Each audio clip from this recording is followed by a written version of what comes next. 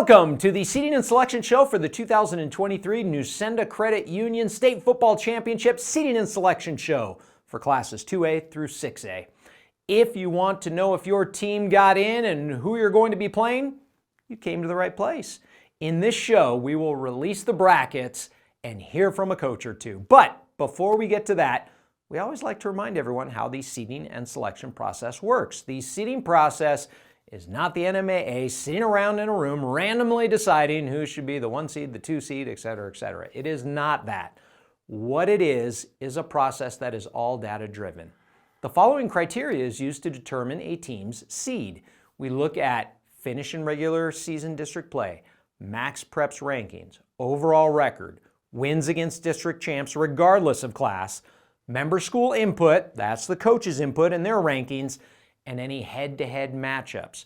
The schools are compared to one another with each of those criteria points, and the seeding is determined like one big math problem. It's all based on the numbers and data.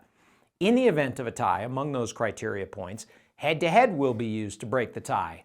If there's no head-to-head competition or the head-to-head competition is tied, then max prep's strength of schedule will be used to break the tie.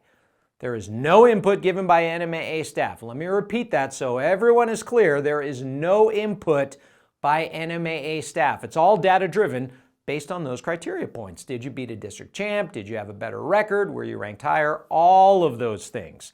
There is no bias for or against any school or team. I know you are anxious, so let's get to the brackets. We will start this parade with Class 2A. And the top team in 2A, the number 1 seed, the top dog in the bracket, the team with a 1 next to their name, I know, get to it, right?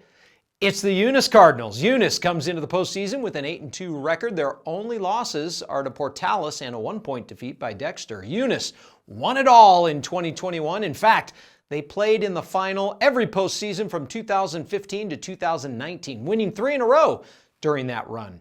Let's check out the first bracket of the show. Eunice will host Escalante, the 8 seed. Defending state champ Jal will take on Tularosa, the 5. Santa Rosa is the 3 seed and will host Loving, the 6. Texaco is your 2 seed and will take on Estancia. Now, Texaco had some early season injuries but appeared to be much healthier with veteran quarterback Cade Figg. Texaco reached the final last year but came up short. They're looking for a different result this time around. We don't talk about revenge. I talk about redemption, but not revenge. That's not how, we don't play our opponents because we hate them. We play them because we respect them and we want to perform our best. And so it's about gaining redemption more so than it is revenge in my mind. On to Class 3A, the district champ earning the top spot in this year's field is the St. Michael's Horsemen. St. Michael's knows a thing or two about the postseason. They played in the final each of the last 2 years. Head coach Joey Fernandez has been with the Horsemen for more than 2 decades. He's been through a playoff or two and isn't a fan of that number 1 seed.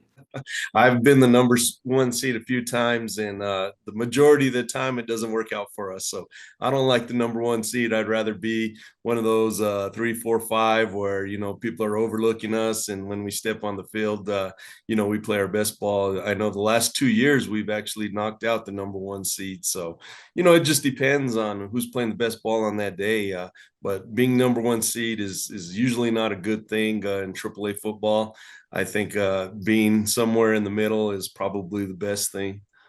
The first 4 teams in this bracket earn a first-round bye, and here they are: St. Michael's, Robertson, Cobre, and West Las Vegas.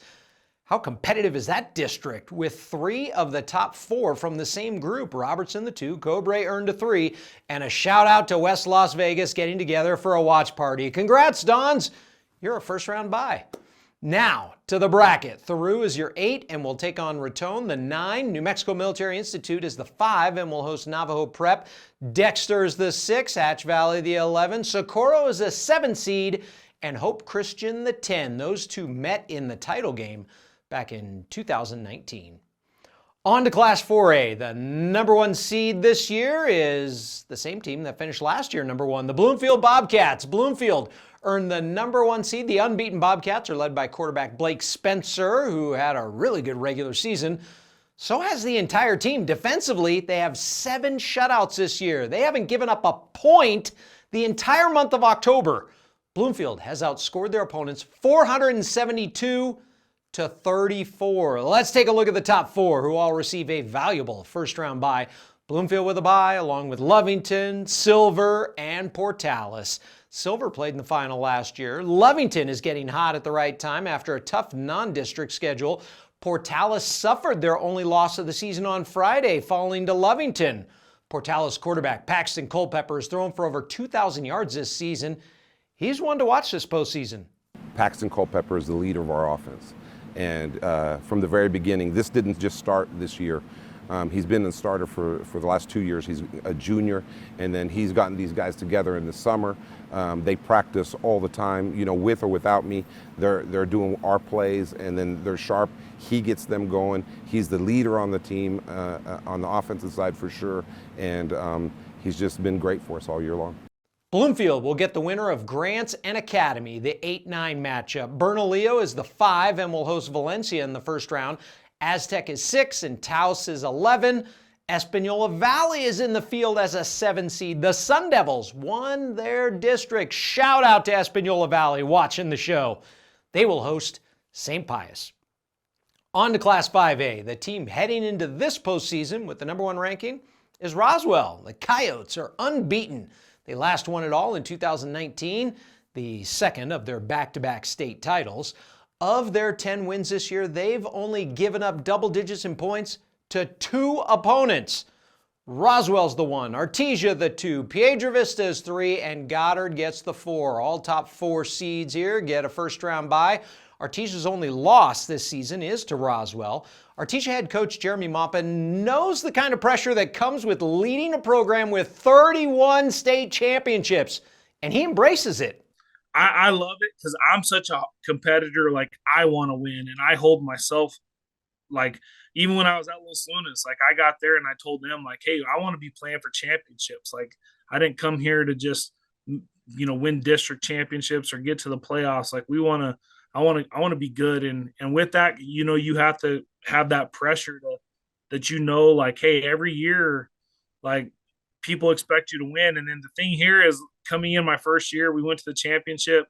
And I remember one of the quarterback dads, the first thing he told me, and it was actually after we lost the championship, he just said, like, well, now the standard's set with you. Like, we expect the champion, like, to be in the championship every year, and so do I. Let's take a look at the bracket. Only 4 teams in Class 5A didn't make the field. Gadsden is in as the 8th seed and will meet Mayfield this weekend. Deming earned the 5 and will take on Berlin, who's in as a 12 seed. The Valley Vikings are watching this show. Valley is the 6 and will meet Manzano, who's in the field as an 11 seed. Los Alamos is the 7 and will host Highland, the 10. Last but not least, Class 6A. The number 1 seed heading into the playoffs is no surprise. The Cleveland Storm. They have been dominant lately. The Storm won it all in 2022, 2021, 2019, 2015, and 2011. They have one of the toughest defenses in the state this year. Cleveland is coming off a 37-0 shutout win over rival Rio Rancho to solidify another district title. It's been a pretty rough year, guys going down here and there. Every time we get somebody back, it's like, somebody else goes down. But, I feel like right now we're starting to get some guys back and, we're starting to click and get back to where, we thought we could be at the beginning of the year. Cleveland won, Centennial 2, La Cueva 3, and Sandia earned the 4. That's how it stacks up. Sandia with a solid season. The Matadors had the advantage in criteria points over several teams like Rio Rancho. So let's take a look at that final bracket. Hobbs is the 8, Clovis in as a 9. Clovis beat Los Lunas to win the district title, so they get into the field before Los Lunas. Rio Rancho is 5. They will take on quarterback Elijah Brody and the West Mesa Mustangs, who are a 12. Volcano Vista is the 6 and will face Farmington. Las Cruces is the 7 and will host the Los Lunas Tigers, the 10. The winner of that game will take on the Hawks from Centennial. Another note from this bracket, Farmington, West Mesa, and El Dorado were tied in district, but Farmington beat both West Mesa and El Dorado in criteria points, and West Mesa beat El Dorado in criteria points, which is why those teams are seeded that way. There you have it. All the brackets are out there. The Nusenda Credit Union State Football Championship field is set. Don't forget, you can watch the state championship games this fall on the NFHS network. So get a subscription and log on so you can watch the championship matchups. That's going to do it for the Nusenda Credit Union State Football Championship Seating and Selection Show for classes 2A through 6A. Good luck to all the teams involved, and remember to compete with class.